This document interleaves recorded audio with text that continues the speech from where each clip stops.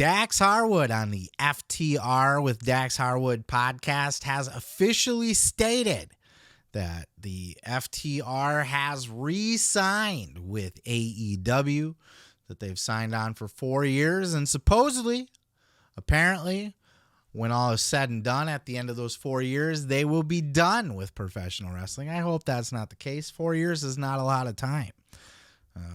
They can cram a pretty hefty career in 4 years, but still, it's going to go by quick, But FTR had a big decision to make. They were looking at a free agency. Do they go back to the WWE where Triple H is booking now?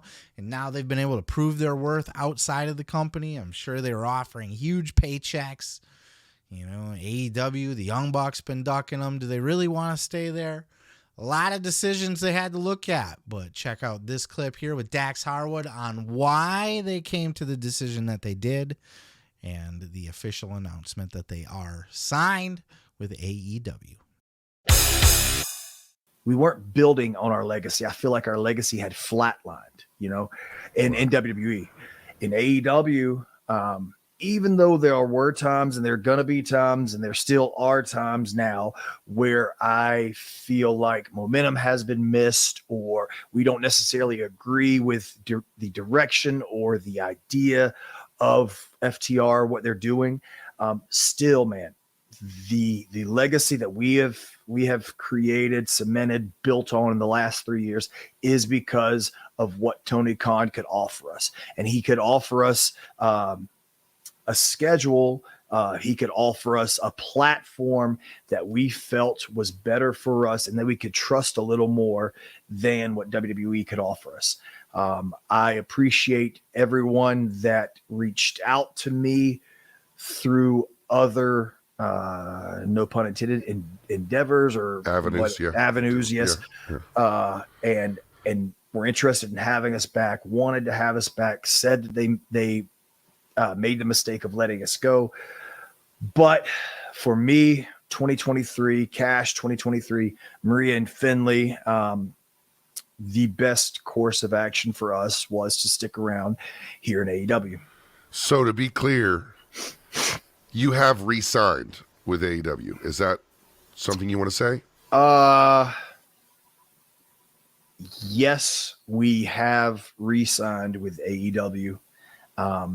Another misconception, and me and Cash talked about this on I think the Uprocks interview that just came out. Another misconception that we got tagged in so much on social media was FTR found out that Vince is back in charge and they decided to stay. Right. Or FTR told Tony, give us the belts or we're going to WWE. Yeah, that was a funny one. Yeah, dude. So it's like us and Ultimate Warrior. We're holding the companies up. Right. That's what we do. But if you think that, but because Vince has officially been back in charge since right before WrestleMania, or you know what I mean? Yeah, there's a lot of talk about how big a hand he has, but he's definitely there. It's definitely not like it was 2 or 3 months ago. Right. If you think that we put pen to paper as soon as that happened and Tony made all the adjustments as soon as that happened, man, I don't know if you understand how business or contract works. Right. If you think we went into the building Wednesday night with no contract signed and we said, we're not going to sign this contract unless you give us these belts, man, you are so short-sighted. I told you on the podcast a month ago, or maybe it was 3 weeks ago, whatever it was, we knew what we wanted to do and everything was getting fine-tuned, dotting the I's and crossing the T's and all that stuff. But we knew way before Vince came back in charge what was going to happen. Yeah, bro, of course they re-signed with AEW. What do you think, they're going to go back to WWE and wear the fucking Flava Flav clocks and the fucking clown outfits and stuff? They were a joke. They were a goddamn joke in WWE. And granted, Triple H kind of in charge of booking now, mostly in charge of booking. Maybe things would be a little bit different for FTR. But would they be? Would they really? Who's there to work with? The Usos, Owens and Zayn. The Street Profits are breaking up apparently in the draft. So who are they going to work with, the Viking Raiders? Fucking New Day again? Like, really? There's some fun matches to have there, Alpha Academy. There's some fun matches they could have there, but at the end of the day, they're going to get held down. They're not going to be main event top star guys. They're not going to get the opportunity to go work in Japan. They're not going to get the opportunity to go work in Mexico. They're not going to be fucking multi-time tag team champions in that run. They would be lucky to probably get another tag team title run, but they're not going to get pushed over the Usos or Sammy and Kevin as long as they're together. So there's a ceiling there. But beyond that, Vince is in charge now. And look, Dax said, you think this was the decision. We were already working on re-signing AEW long before Vince was officially back. That could be, but maybe he kind of thought Vince was never really going to be out of the picture to begin with. And either way, whatever the case may be, I mean, they had a ceiling in WWE, and there's no guarantee that they would be able to break through that ceiling on their way back. They are going to be able to have a much more legendary career here in AEW than they ever would in WWE. The money's there, the star power there, the household name, all of that would be there, but who knows? They might break up FTR in a fucking draft. That's something Vince would do. Fuck these guys.